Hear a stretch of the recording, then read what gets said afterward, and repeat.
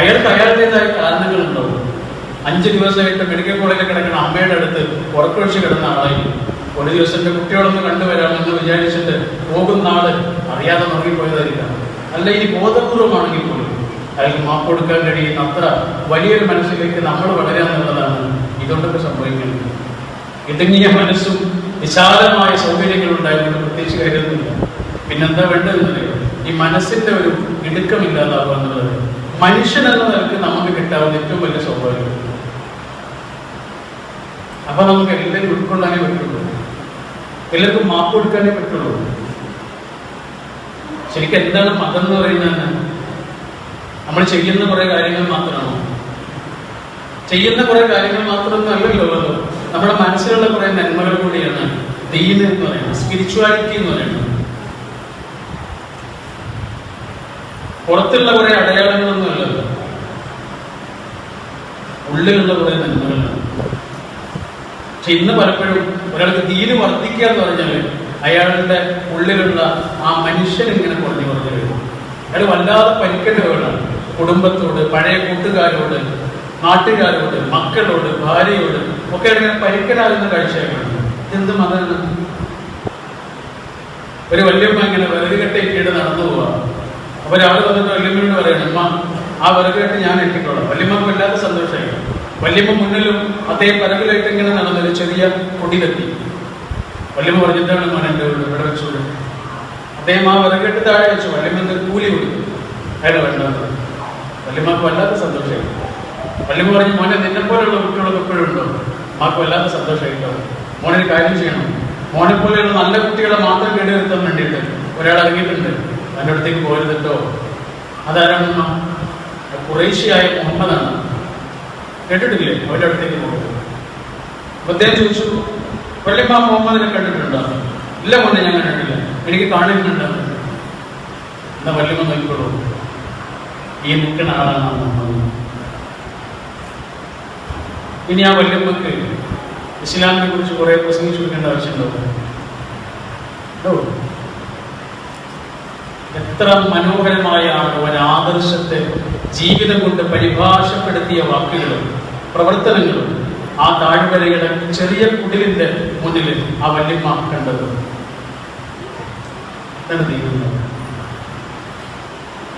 അത് കേവലം ഒച്ചപ്പാടുകളും ബഹളങ്ങളുമായി മാറിയിട്ടുണ്ടെങ്കിൽ നമ്മളൊക്കെ തന്നെയാണ് തെളിവ് അറിയുന്നത്. തുർക്കിയിലെ വളരെ പ്രസിദ്ധനായൊരു എഴുത്തുകാരനുണ്ട്, കുട്ടികൾക്ക് വേണ്ടി മാത്രം എഴുതുന്ന ഒരാളാണ്. അദ്ദേഹത്തിന്റെ പേര് തന്നെ അങ്കിൾ ഇദ്രീസ് എന്നാണ്. അദ്ദേഹത്തിന്റെ അടുത്ത കാലത്ത് ഇറങ്ങിയ ഒരു പുസ്തകമുണ്ട്, നല്ല രസമുള്ള പുസ്തകമാണ്, love story A different kind എന്നാണ് പുസ്തകത്തിന്റെ പേര്. സ്നേഹത്തിന്റെ കുറെ കഥകളാണ്. അതിലൊരു കഥ പറയുന്നത്, ഇറാഖിൽ യുദ്ധം നടക്കുന്ന സമയത്ത് ബാഗ്ദാദിലെ ഒരു അഭയാർത്ഥി ക്യാമ്പില് ഒരു ചെറിയ കുട്ടിക്ക് അടിയന്തരമായി രക്തം ആവശ്യം വന്നു. അപ്പൊ രക്തം കൊടുക്കാൻ വലിയ ആളുകളാകില്ല, ചെറിയ കുട്ടിയാണ്, വലിയ പ്രായമായിട്ടില്ലാത്ത ഒരാളെന്നാണ്, കുട്ടി തന്നെയാണ് രക്തം കൊടുക്കണം. അവൻ രക്തം കൊടുക്കാൻ തയ്യാറാണ്. പക്ഷെ അവന് രക്തം കൊടുക്കുന്നതിന് മുമ്പ് അവന്റെ ഉമ്മയെ ഒന്ന് കാണണം. അപ്പൊ അതിന്റെ കാരണമൊക്കെ അവർ ചോദിക്കുന്നുണ്ട്. ആ കാരണം ചോദിച്ചപ്പോഴാണ് പറയുന്നത്, ഞാൻ രക്തം കൊടുത്താലേ ഞാൻ മരിക്കൂല, മരിക്കണതിന് മുമ്പ് എനിക്ക് എൻ്റെ ഉമ്മയൊന്ന് കാണണം, ഉമ്മനോടൊന്ന് യാത്ര പറയണം, ഇത്രയും. അവൻ വിചാരിച്ചത് ചോര കൊടുത്താൽ മരിക്കുന്നതാണ്. പക്ഷെ അത്ഭുതം എന്താണെന്നറിയാമോ? അവരതിന് തയ്യാറായിട്ട് വന്നിരിക്കണം. ആ ചെറിയ കുട്ടിയാണ് വലിയ മനുഷ്യൻ. അവന്റെ ഉള്ളിലുള്ളതിന്റെ പേരാണ് സ്പിരിച്വാലിറ്റി എന്ന് പറയുന്നത്. ആ കനിവും നന്മയും മനുഷ്യരായ മനുഷ്യരോട് മുഴുവനും പുലർത്തുന്ന നല്ല മനോഭാവവുമാണ് ഒരാളുടെ മുഖത്തു നിന്നും വാക്കുകളിൽ നിന്നും പ്രവർത്തനങ്ങളിൽ നിന്നും പടച്ചോൻ ഇങ്ങനെ ആഗ്രഹിച്ചുകൊണ്ടിരിക്കുന്നത്. വഴക്കുകളിൽ നിന്നും ബഹളങ്ങളിൽ നിന്നും അപ്പോഴാണ് നമുക്കിങ്ങനെ അകന്നു നിൽക്കാൻ കഴിയുന്നത്. നമ്മൾ പറയില്ല സൈഡ് കൊടുക്കുക എന്ന് പറയുന്നത്. വെറുതെ നമ്മളോട് മത്സരിക്കുമ്പോൾ ചില ആളുകൾ ഡ്രൈവ് ചെയ്ത് വരുമ്പോൾ ഒരു കാര്യമുണ്ടല്ല, വെറുതെ മത്സരിക്കുന്നത്. അപ്പൊ സ്വാഭാവികമായി നമ്മുടെ ഉള്ളിൽ ഒരു മത്സരം വരും. അവരിങ്ങനെ ഓണടിക്കുന്നുണ്ട്, ധൃതിയിൽ പോകാൻ ശ്രമിക്കുന്നുണ്ട്. നമ്മളെന്ത് ചെയ്യണം? നമ്മുടെ മുമ്പിൽ വേറെ വാഹനം ഉണ്ടാവും, നമുക്കൊന്നും ചെയ്യാൻ കഴിയില്ല. അപ്പൊ ആകെ ചെയ്യാൻ പറ്റുന്ന കാര്യങ്ങൾ ഒന്ന് സൈഡാക്കി കൊടുത്താൽ മതി, അല്ലേ? അയാൾ പോയിക്കോളൂ. നമ്മളും അയാളോട് മത്സരിക്കാൻ നിന്നല്ലോ, ഉണ്ടാകാവുന്ന ആഘാതങ്ങൾ ചിലപ്പോൾ വലുതായിരിക്കാം. എന്നിട്ട് എന്താ കിട്ടുന്നത്? ഒന്നും കിട്ടാനില്ല. ചെസ് കളി കഴിഞ്ഞ് അവസാനം രാജാവും കാവലാളും ഒക്കെ ഒരേ പെട്ടിയിലേക്ക് തന്നെയാണ് പോകുന്നത്. അത്രയും ബഹളങ്ങൾ കൊണ്ടും വഴക്ക് കൊണ്ടും ഒക്കെ എന്താവുന്നത് ഒന്നാവില്ല. ഈ സൈഡ് കൊടുക്കലുണ്ടല്ലോ, അത് ജീവിതത്തിൽ എപ്പോഴും ആവശ്യമുള്ളതാണ്, റോട്ടിൽ മാത്രം ആവശ്യമുള്ളതാണ്. എല്ലാവരും ഭക്ഷണം കഴിക്കാൻ വേണ്ടി ഇങ്ങനെ ഇരിക്കുകയാണ്, ഉമ്മ ചോറ് വിളമ്പുക, സന്തോഷത്തോടെയുള്ള നല്ല നിമിഷങ്ങളാണ്. അപ്പോൾ ഒരാൾ എന്തോ പറഞ്ഞു, മറ്റൊരാൾ തിരിച്ചു പറഞ്ഞു, ഇയാൾ അങ്ങോട്ടും പറഞ്ഞു, ഇയാൾ അങ്ങോട്ടും പറഞ്ഞു, ആകെ ബഹളമായി. ഒരാൾ എഴുന്നേറ്റിട്ട് പറഞ്ഞു എനിക്ക് ചോറൊന്നും വേണ്ടാന്ന് പറഞ്ഞിട്ട് എഴുന്നേറ്റ് പോയി. മറ്റാൾ പറഞ്ഞു എനിക്കും വേണ്ടാന്ന് പറഞ്ഞിട്ട് അയാൾ എഴുന്നേറ്റ് പോയി. അന്നവിടെ ആരും ഭക്ഷണം കഴിച്ചിട്ടില്ല.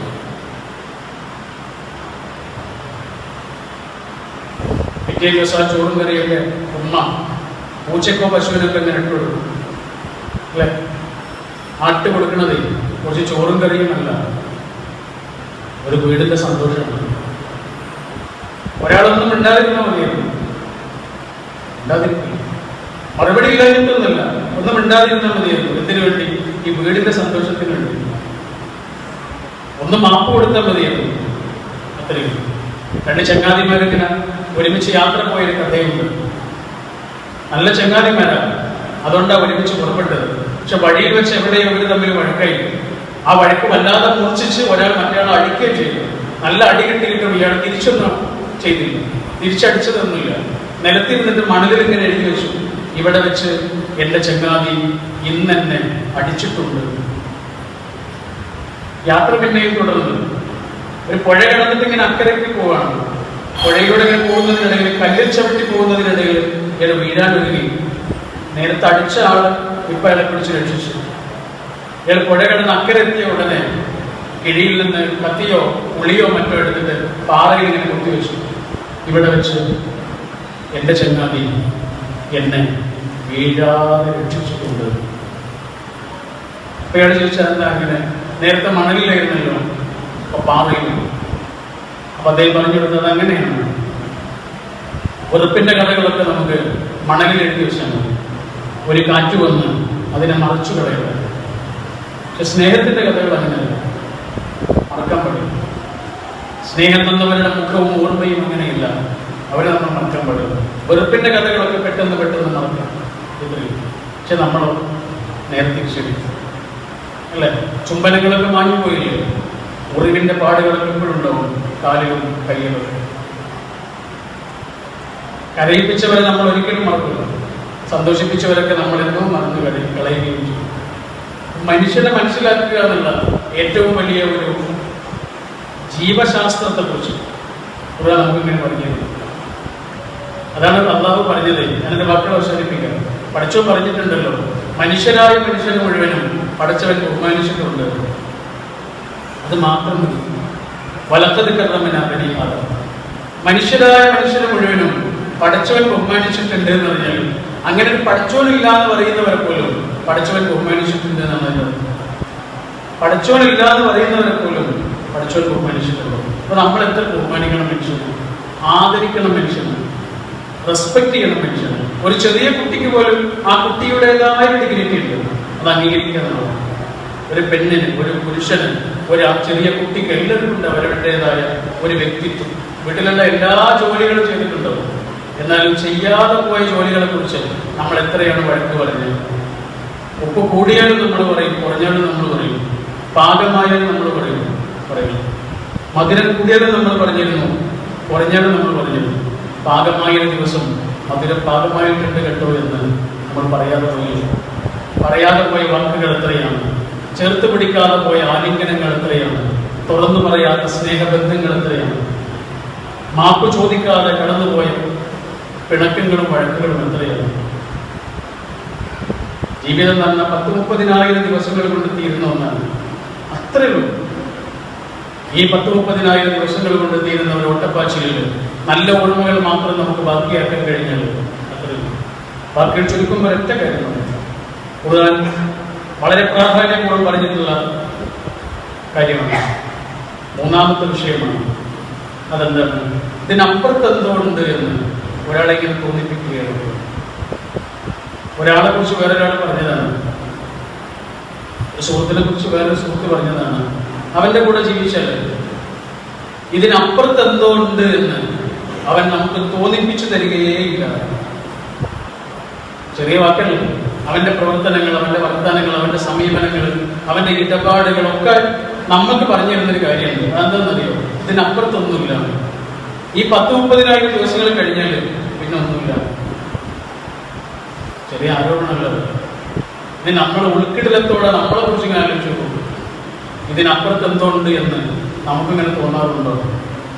അങ്ങനെ ഒന്നുണ്ടെങ്കിൽ എത്ര കാര്യങ്ങൾ നമുക്ക് വിട്ടുകളയാമായിരുന്നു.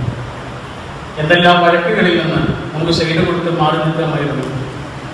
എത്രയധികം മനുഷ്യരെ നമുക്കിങ്ങനെ ചേർത്ത് പിടിക്കാമായിരുന്നു. നമ്മളെ കരയിപ്പിച്ച മനുഷ്യരൊക്കെ ഉണ്ട്. നമ്മളൊരാളെ കരയിപ്പിക്കണം. നമ്മളെ വേദനിപ്പിച്ചവരാ നമുക്കറിയാം. നമ്മളെക്കുറിച്ച് ഓരോന്ന് പറഞ്ഞ വ്യക്തികളൊക്കെ നമുക്കറിയാം. പക്ഷെ നമ്മളായിട്ട് ഒരു മനുഷ്യനെയും വേദനിപ്പിക്കണം. നമ്മൾ കാരണം ഒരു മനുഷ്യന് സങ്കടപ്പെടുന്നുണ്ട്. അത്രയും റസൂലുള്ളാഹിക്ക് എപ്പോഴും ഓരോ വിഭവങ്ങൾ കൊണ്ടുവന്ന് കൊടുക്കുന്ന ഒരാളുണ്ടായിരുന്നു. അദ്ദേഹം സ്വഹാബിയാണോ എന്ന് പോലും സംശയമുണ്ട്. മുസ്ലിമാണോ എന്ന് പോലും എനിക്ക് സംശയമുണ്ട്. ആ ചരിത്രത്തിൽ വായിച്ചാൽ ഓരോ സമ്മാനങ്ങളൊക്കെ കൊണ്ടുവന്ന് കൊടുക്കും. ഒരു ദിവസം മുന്തിരിയാണ് കൊണ്ടുവന്നത്.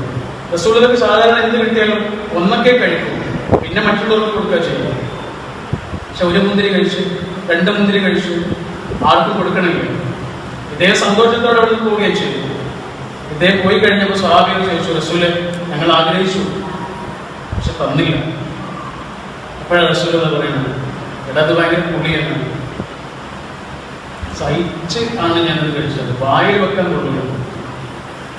ഞാനെങ്ങാനും അദ്ദേഹത്തിന് മുമ്പ് നിങ്ങൾക്ക് തന്നിരുന്നെങ്കിൽ നിങ്ങൾ പുളിയുള്ള കാര്യം അവരോട് പറയും, അത് അയാൾക്ക് സങ്കടമാവില്ല,